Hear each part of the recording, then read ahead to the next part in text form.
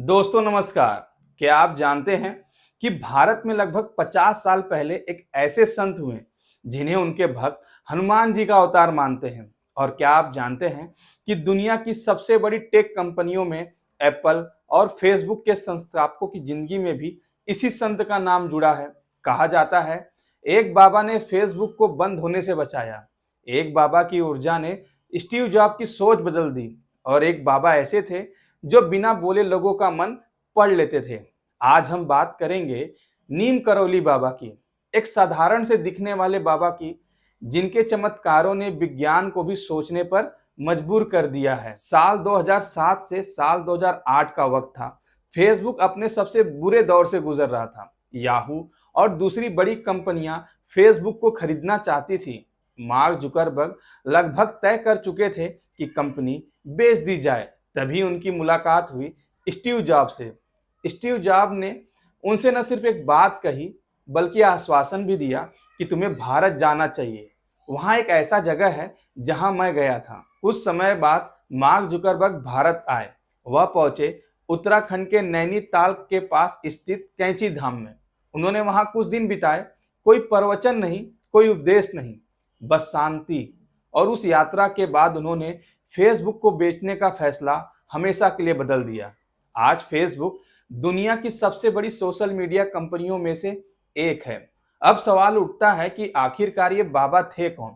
1900 के आसपास उत्तर प्रदेश के फिरोजाबाद जिले के अकबरपुर गांव में एक ब्राह्मण परिवार में एक बालक का जन्म हुआ।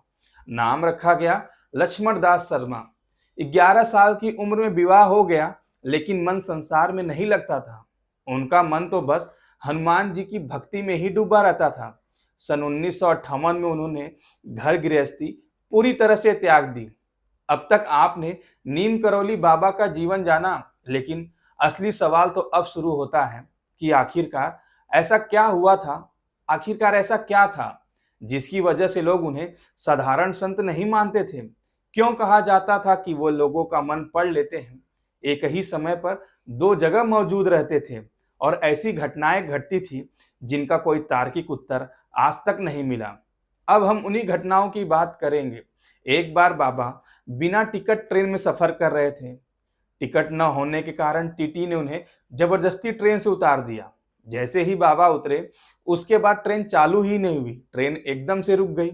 इंजन चालू था, ड्राइवर पूरी कोशिश कर रहा था, लेकिन ट्रेन हिल ही नहीं रही थी। जांच हुई, कुछ भी खराब नहीं मिला। तभी किसी यात्री ने कहा कि जिस बाबा को उतारा गया है उन्हें वापस बिठाइए। जब बाबा को वापस चढ़ाया गया तो ट्रेन तुरंत चल पड़ी। बाबा मुस्कुराए और बोले, मेरे चढ़ने से थोड़ी ट्रेन चलती है। और यहीं से लक्ष्मण दास कहलाए नीम करौली बाबा। अब जो घटना आप सुनने जा रहे हैं वह नीम करौली बाबा से जुड़ी सबसे चर्चित, सबसे रहस्यमयी और शायद सबसे डरावनी कथा मानी जाती है। यह कहानी सिर्फ आस्था की नहीं है, क्योंकि इसके गवाह आज भी मौजूद रहे हैं। यह बात है द्वितीय विश्व युद्ध के समय की। उत्तर प्रदेश के फारुखाबाद जिले के फतेहगढ़ क्षेत्र में एक बहुत ही साधारण सा बुजुर्ग दंपत्ति परिवार रहता था। उनके पास ना कोई बहुत ज्यादा धन था और ना ही उनकी कोई विशेष पहचान थी। उनका इकलौता बेटा था जो उस समय बॉर्डर पर अंग्रेजों की सेना की ओर से जापानी सैनिकों के खिलाफ युद्ध लड़ रहा था। माता पिता को हर दिन यही डर सताता था कि पता नहीं बेटा जिंदा भी है या नहीं। एक रात अचानक नीम करौली बाबा उस छोटे से घर में पहुंचे, बिना उन्हें बताए हुए। बिना किसी परिचय के बुजुर्ग दंपत्ति ने जो भी कुछ घर में था उन्हें परोस दिया। सूखी रोटी, थोड़ी बहुत सब्जी। बाबा ने कोई शिकायत नहीं की, सब खा लिए, क्योंकि उस बुजुर्ग दंपत्ति ने सारा चीज उन्हें प्रेम से दिया था। सोने के लिए एक पुरानी सी चारपाई और एक मोटी सी चादर दी गई। रात गहरी हो गई थी। अचानक घर के सन्नाटे को एक आवाज ने तोड़ दिया। बाबा नींद में करा रहे थे। उनकी आवाज दर्द से भरी हुई थी। कभी ऐसा लगता जैसे कोई भारी चीज सीधे उनके सीने पर लग रही हो। बुजुर्ग दंपत्ति बहुत ही डर गए थे। वे दरवाजे के बाहर खड़े रहे, लेकिन अंदर जाने की उनकी हिम्मत नहीं हुई। पूरी रात बस यही सुनते रहे, दर्द भरी कराहें। सुबह होते ही बाबा उठे। चेहरे पर थकान थी, लेकिन आंखों में वैसी ही शांति। बाबा ने वही चादर मोड़ कर बुजुर्ग दंपत्ति को दे दी और सिर्फ इतना ही कहा कि इसे बिना खोले, बिना देखे इसे गंगा में बहा देना, इसमें आपका ही कल्याण होगा। चादर असामान्य रूप से भारी थी, मानो उसके अंदर कोई बहुत भरा लोहा भरा हो। लेकिन बाबा की आज्ञा थी, तो उस बुजुर्ग दंपत्ति ने चादर खोली ही नहीं और सीधे इस चादर को गंगा में प्रवाहित कर दी। करीब 1 महीने के बाद उनका बेटा घर लौट आया था। यह देखकर वो बुजुर्ग दंपत्ति बहुत ही खुश थे। यह किसी चमत्कार से कम नहीं था। जब माता पिता ने उससे युद्ध की कहानी पूछी, तो उसने जो बताया, उसने दोनों को हिला दिया।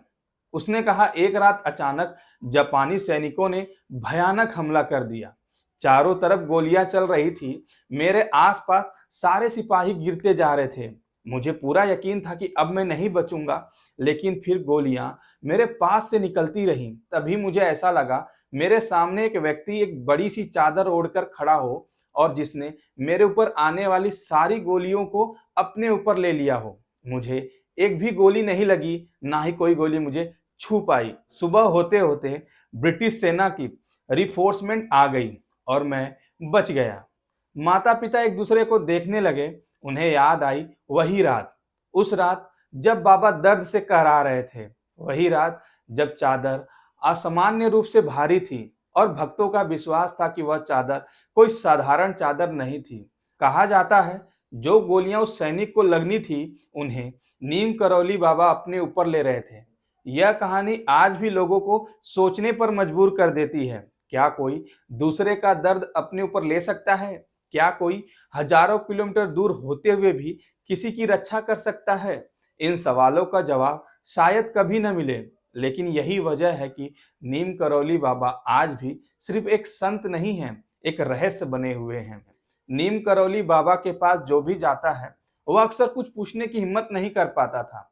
कई लोग सिर्फ चुपचाप सामने बैठ जाते थे, लेकिन बाबा उनसे पहले ही बोल देते थे कि तू यह पूछने आया है ना, इसकी चिंता मत कर, यह काम ऐसे होगा। यह बात है सन 1971 में दिल्ली के बिरला मंदिर में एक व्यक्ति उनसे मिलने आया। वह कुछ पूछना चाहता था, लेकिन डर और संकोच के कारण वह कुछ पूछ नहीं पा रहा था। बाबा ने उसकी ओर देखा और कहा कि तुम्हारा भाई ठीक है, वह जल्द ही बाहर आ जाएगा और वह सिर्फ बाहर ही नहीं आएगा, बल्कि वह राजा बनेगा। वो व्यक्ति स्तब्ध रह गया कि उसका भाई उस समय पाकिस्तान की जेल में बंद था और फांसी की उसे सजा भी सुनाई दी गई थी। यह कैसे हो सकता है? लेकिन कुछ महीनों के बाद दुनिया ने देखा, वह व्यक्ति उस जेल से बाहर आया और बांग्लादेश का पहला राष्ट्रपति बना। इसी प्रकार एक और चमत्कारी घटना है। जब एक बार बाबा एक नाई की दुकान पर बैठे थे। नाई बेचारा बहुत उदास था। बाबा ने पूछा कि आखिरकार तुम दुखी क्यों हो? नाई ने बताया, मेरा बेटा कई दिनों से लापता है, काम की तलाश में गया था, लेकिन न पैसा है, ना ही उसकी कोई खबर है। इतना सुनते ही बाबा अचानक उठे और बिना कुछ कहे बाहर चले गए। नाई सोच में पड़ गया कि दाढ़ी अधूरी रह गई थी, चेहरे पर झाग भी लगी थी। लेकिन ठीक 2 मिनट के बाद बाबा वापस आए और शांत होकर दाढ़ी बनवाने लगे। शाम को जब नाई घर पहुंचा तो उनका इकलौता बेटा घर पर मौजूद था।